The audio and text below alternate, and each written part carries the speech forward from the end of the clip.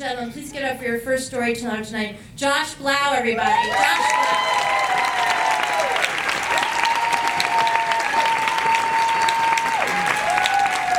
I hate that I have to lower the microphone. Okay, doesn't make me feel very manly.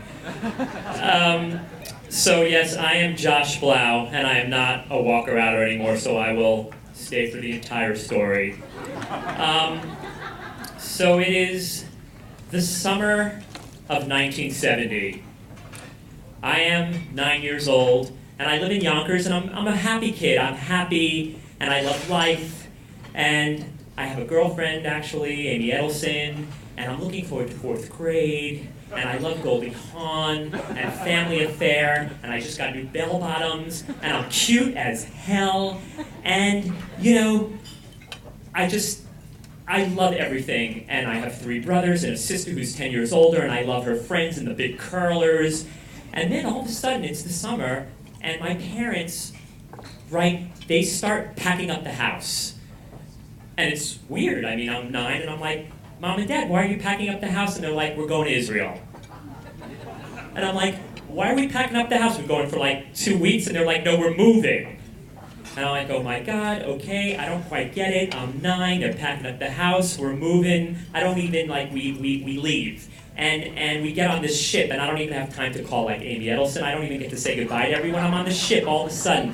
This giant ship, the Queen Anna Maria, which is going from the port of New York to Haifa, and it's really kind of incredible. I mean, I'm on the water, it's kind of pretty, but the ship is kind of like the cabin. You know, kind of, when did you guys see Titanic and where Leonardo DiCaprio stayed at the bottom there in steerage?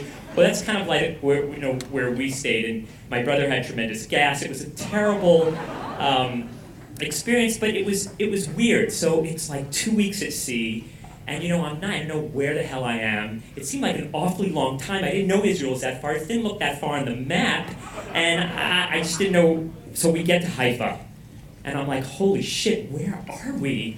This is weird. We're like in the desert. And we get off the ship, and we go to our house, and it's like, there's nothing to eat. It's just like hummus and pita, and I'm like, can't anybody get a yodel around here? There's no Heinz ketchup, there's no Captain Crunch, it's just like hummus and pita, and we're here, and my parents throw me into Israeli school, right?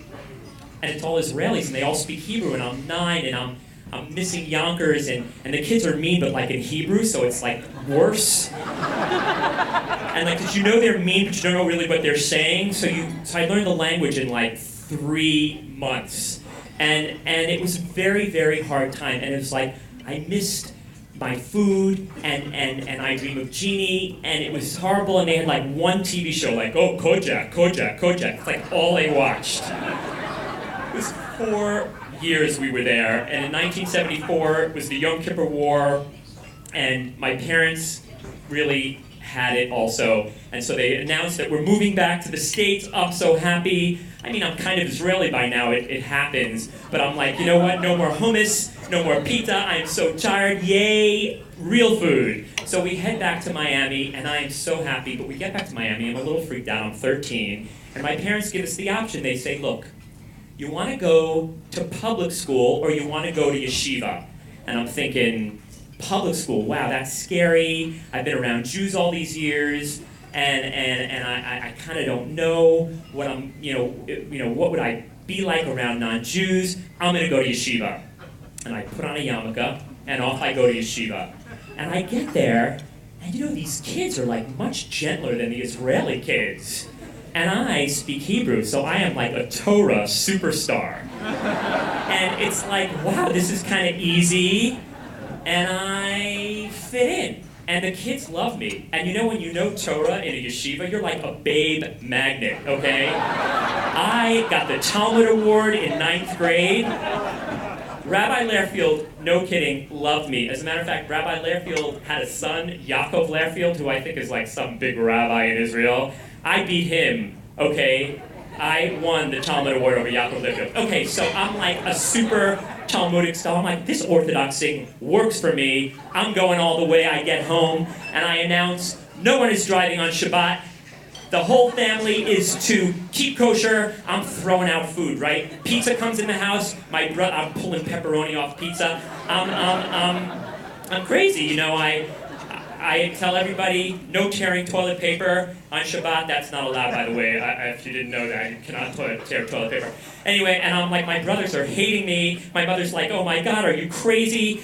Why can't you just do drugs like the rest of the kids we know? And so I'm like, listen, it's Passover, and I want to make sure the silverware is really kosher. And so I figure like the way to do it is tradition is to bury it in the ground, dust to dust, earth to earth, and I bury the silverware in our giant backyard, and the next day, it's like I can't find it. I don't remember where I buried it. My mother's like totally ready to kill me, and she also gets mad because I happen to throw all her makeup out because it has wheat products in it.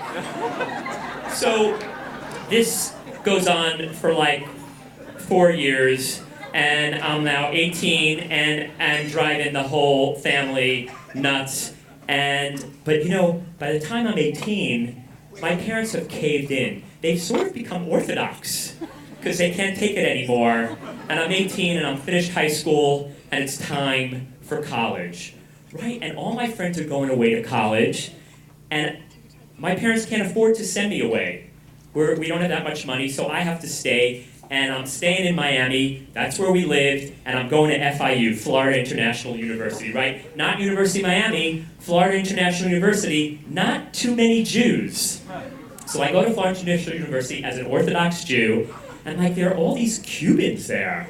And I'm thinking to myself, wow, these people are pretty great. I know they're not chosen, but they seem to be smart, and they like have families. No kidding, I really was only around Jews, and they liked me, and I was kind of attracted to their life, and they went out Friday night, but no, I wasn't going to do that. I was staying religious, but I was very, very intrigued by the whole life and the warmth, and they had a community. So I thought, wow, maybe I've been sold a little bit of a bill of goods. You know, it seems like non-Jews are people too.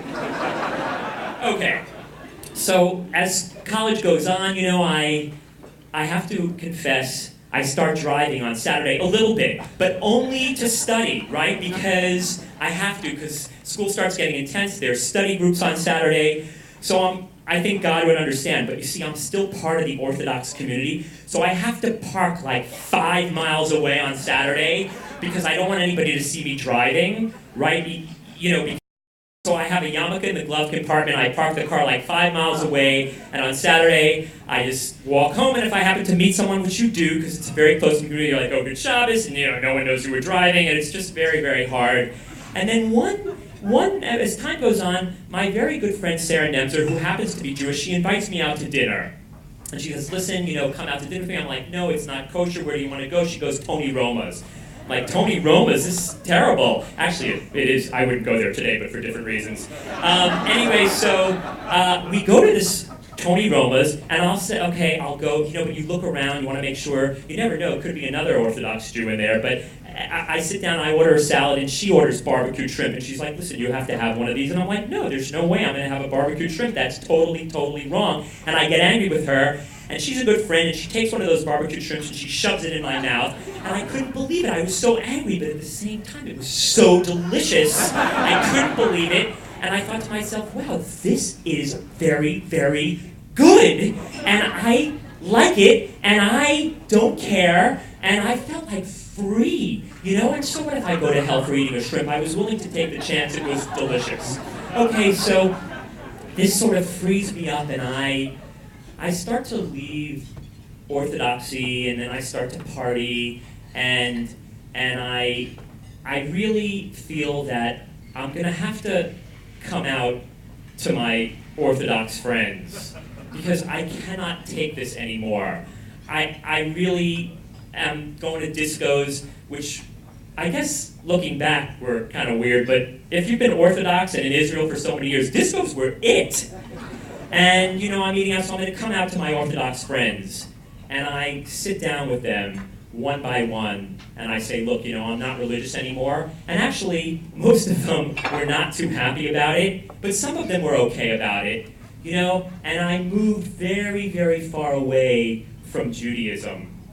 And, you know, I have to say that in June, my oldest daughter, Emma, was bat mitzvahed, and I'm sitting in shul, you know, and it's a Reform shul, and the cantor is Asian and a woman. And I'm thinking to myself, wow, you know, I have come a long way, but I still feel this really spiritual feeling toward Judaism. Like, I don't have to disconnect myself from it.